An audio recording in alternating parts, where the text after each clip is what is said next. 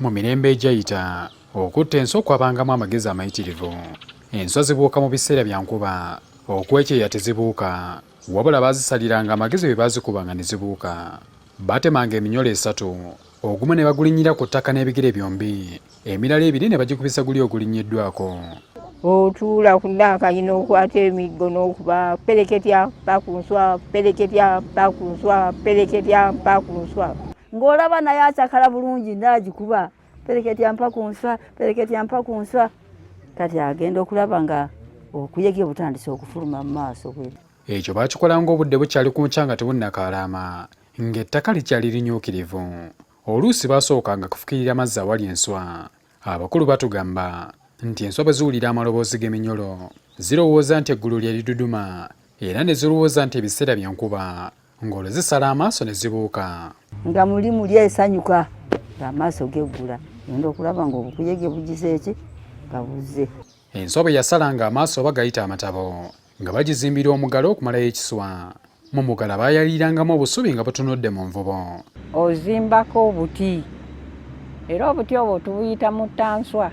Ng'ogenda ng'ozimbira ng'ogizimbira Nga tusimawo envubo, enswa we zinaakolaki, mwe zinaabuukanga eri nga zijja mu nvubo. olekako omulyango wano, olwo oyaliridde bulungi obusubi buva eri bujja wano mu nvubo. Naye envubo eyo twagisimanga enjuba weeri beyakira obulungi. Kati bwetandika eri okubuuka, enswa ezo okuzigira ku busubi ng'otadde wano. Enswa ekulembera omugendo eyitibwa mulalu. Eyo ye kalabalaba w'enswa. Efuluma ne yeetooloola eriiso ly'ekiswa, n'ekenga okulaba oba eriyo akabi. Ebweru eba teri kabi. Eddayo munda mu kiswa enswa ne zitandika okubuuka.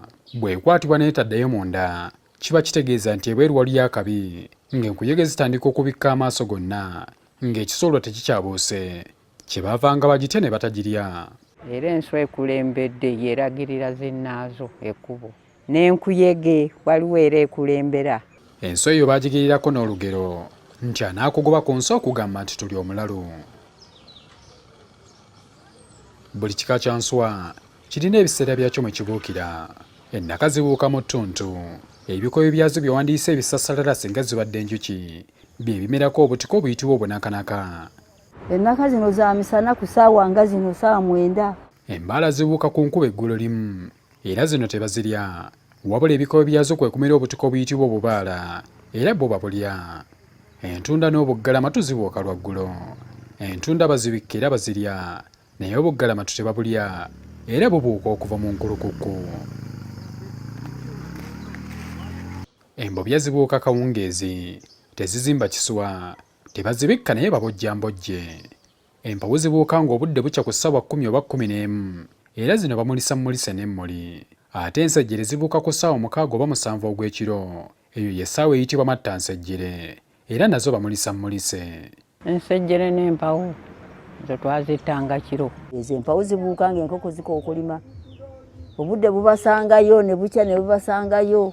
Nga tukuma omuliro nga tukoleeza olumuli. Enswa kiba kitandise okubuuka nga tumulisa. Ne tutuula awo tugituuliridde ssaawa 7-8 awo ng'etandika okusuula enswa. Buli kiswa kibeeramu nnamunswa kikuuma, nga buli kiseera azaala abaana. Nnamunswa bw'afa ng'enswa ezibaddemu zibuuka, nga n'enkuyege zisenguka ng'ekiswa kifuluka, nga kijjako ebituli ebiyitibwa empompogoma, omwekweka obusolo oba emisota, anti nnyinimu waataba ebikere bitemba enju. Nze Kamoga.